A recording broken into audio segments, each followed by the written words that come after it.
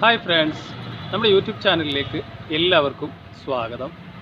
അപ്പോൾ ഇന്ന് നമ്മൾ വീഡിയോയിലൂടെ പറയാൻ പോകുന്നത് ഇത് സ്കോഡ ഒക്ടാവിയാണ്. ഇതിൻ്റെ കംപ്ലൈൻറ്റ് എന്ന് വെച്ച് കഴിഞ്ഞാൽ ബാക്കിൽ നിന്ന് ഹമ്പൊക്കെ ചാടുന്ന സമയത്ത് ടക്ക് ടക്ക് എന്നുള്ള ഒരു സൗണ്ട് കേൾക്കുന്നത്. ഹമ്പ് നമ്മൾ ചാടി ഇറങ്ങുമ്പോൾ ചെറിയ കട്ടറിലൊക്കെ പോകുമ്പോൾ നല്ലപോലെ ബാക്കൊന്ന് സസ്പെൻഷൻ ഒന്ന് വർക്കാവുന്ന സമയത്ത് ടക്ക് ടക്ക് എന്നുള്ള സൗണ്ട്, നല്ല സൗണ്ടാണ് കേൾക്കുന്നത്. ബാക്കിൽ നിന്ന് ഒരു അടിക്കുന്ന പോലുള്ള ഒരു സൗണ്ട് ഫീൽ ചെയ്യുന്നത്. അപ്പോൾ നമുക്ക് എന്താണെന്ന് നോക്കാം. നമ്മളിപ്പോൾ വണ്ടിയുടെ അടിവശത്ത് വന്നിട്ടുണ്ട്. നമുക്ക് കേൾക്കുന്ന സൗണ്ട് ബാക്ക് ലെഫ്റ്റ് സൈഡിൽ നിന്നാണ് സൗണ്ട് കേൾക്കുന്നത്. അപ്പോൾ ടക്ക് ടക്ക് എന്നുള്ള ഒരു സൗണ്ടാണ്, നല്ല ഡീപ്പായിട്ടുള്ള ഒരു അടി സൗണ്ടാണ് കേൾക്കുന്നത്. അതായത് കട്ടറിലൊക്കെ പോകുമ്പോൾ കൂടുതലായിട്ടും വരുന്നത് ഹമ്പ് ചാടി ഇറങ്ങുമ്പോഴാണ്, ചെറിയ കട്ടിങ്ങിലുള്ള ഭാഗത്ത് കൂടെ വീല് താഴെ ഇറങ്ങുമ്പോഴാണ് സൗണ്ട് കേൾക്കുന്നത്. അപ്പോൾ ഈ സൈഡിൽ നിന്നാണ്, ലെഫ്റ്റ് സൈഡിൽ നിന്നാണ് സൗണ്ട് കേൾക്കുന്നത്. ലെഫ്റ്റ് സൈഡിൽ നമ്മൾ നോക്കുമ്പോൾ മനസ്സിലാവും ഇതിൻ്റെ ഷോക്ക് ഫുള്ള് ലീക്കായിട്ടുണ്ട്. ഷോക്ക് ലീക്കായിട്ട് ഓയിൽ വന്ന പാടാണ് ഈ കാണുന്നത്. അതുപോലെ തന്നെ ഈ ബൂട്ടൊക്കെ മേളിൽ നിന്ന് താഴെ ഇറങ്ങി വന്നിട്ടുണ്ട്. അപ്പോൾ ഈ സൗണ്ട് കേൾക്കാനുള്ള കാരണം ഇതിൻ്റെ ഷോക്കാണ്. കണ്ടാലും മനസ്സിലാവും ഓയിലാണ് ഈ വന്ന് നിൽക്കുന്നത്. അതായത് ഷോക്ക് ലീക്കായിട്ട് ഷോക്കിൻ്റെ ഈ സൈഡൊക്കെ കണ്ടാൽ നമുക്ക് മനസ്സിലാക്കാനായിട്ട് സാധിക്കും.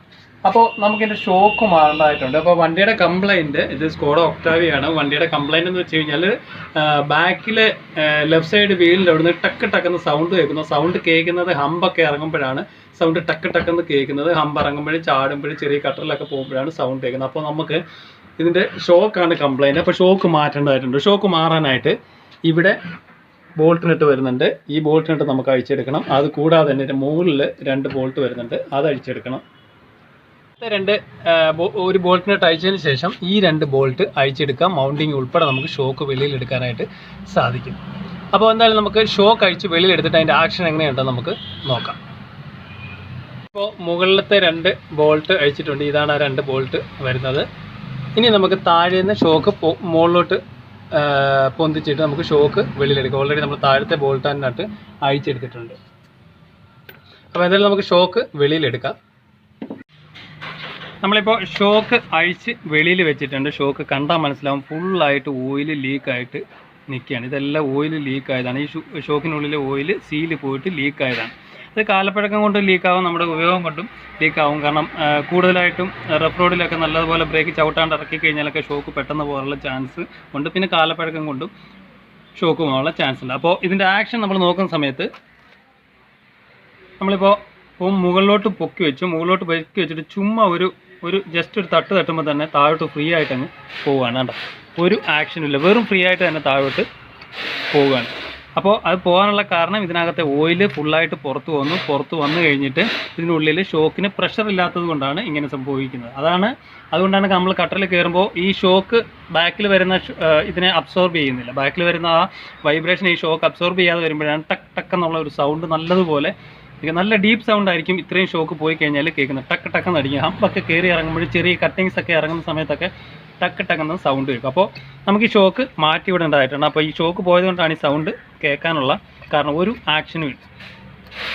ഓക്കെ, അപ്പോൾ പുതിയ ഷോക്ക് വരുമ്പോൾ മൗണ്ടിങ് വരുന്നില്ല. മൗണ്ടിങ് നമുക്ക് സെപ്പറേറ്റ് വാങ്ങിക്കേണ്ടതായിട്ടുണ്ട്. അപ്പോൾ ഇതിന് മൗണ്ടിങ്ങിന് പൊട്ടലോ കാര്യങ്ങളോ ഒന്നുമില്ല. അപ്പോൾ ഇത് ഇങ്ങനെയാണ് വരുന്നത്. ഈ ജസ്റ്റ് ഈ കപ്പ് ഇങ്ങനെ പൊക്കിക്കഴിഞ്ഞാൽ നമുക്ക് ഈ നട്ട് അഴിച്ച് കഴിഞ്ഞാൽ മൗണ്ടിങ് സെപ്പറേറ്റ് ആയിട്ട് ഇങ്ങനെ ഊരിയെടുക്കാനായിട്ട് സാധിക്കും. അപ്പോൾ പുതിയ ഷോക്കിൻ്റെ, ഇതാണ് പഴയ ഷോക്കിൻ്റെ ആക്ഷൻ. നമ്മൾ ജസ്റ്റ് തള്ളി കഴിഞ്ഞാൽ വെറും ഫ്രീ ആയിട്ട് പോകുന്നു. അപ്പോൾ ഇനി പുതിയ ഷോക്കിൻ്റെ ആക്ഷൻ നമുക്ക് എങ്ങനെയുണ്ടെന്ന് നോക്കാം. ഇതാണ് ഇതിൻ്റെ പുതിയ ഷോക്ക്. ഈ ഷോക്ക് മോൺട്രോയുടെ ഷോക്കാണ്. അപ്പോൾ ഇതിൻ്റെ ആക്ഷൻ നമുക്ക് എങ്ങനെയുണ്ടെന്ന് നോക്കാം.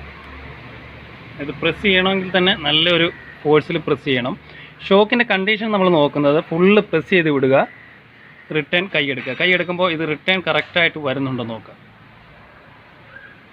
ഇത് റിട്ടേൺ കറക്റ്റായിട്ട് തന്നെ വരുന്നുണ്ട്. നല്ല ഹാർഡിലായിരിക്കും താഴോട്ട് നമ്മൾ പ്രസ് ചെയ്യേണ്ടത്.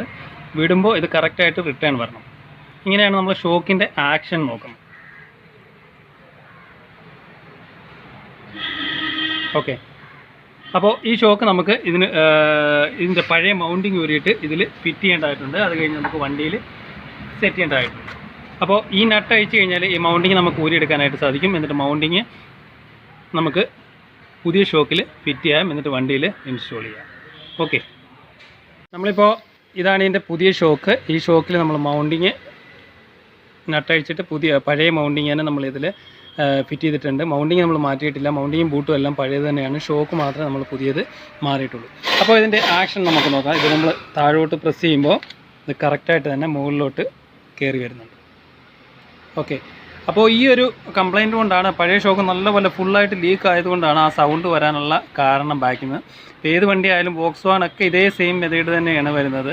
വോക്സ്വാഗണും അതുപോലെ തന്നെ സ്കോഡ ഈ വണ്ടികളൊക്കെ ഈ ഒരു ടൈപ്പ് ഷോക്കായിരിക്കും ബാക്കിൽ കൂടുതലായിട്ടും വരുന്നത്. അപ്പോൾ എന്തായാലും നമുക്കിത് വണ്ടിയിൽ ഫിറ്റ് ചെയ്യാം.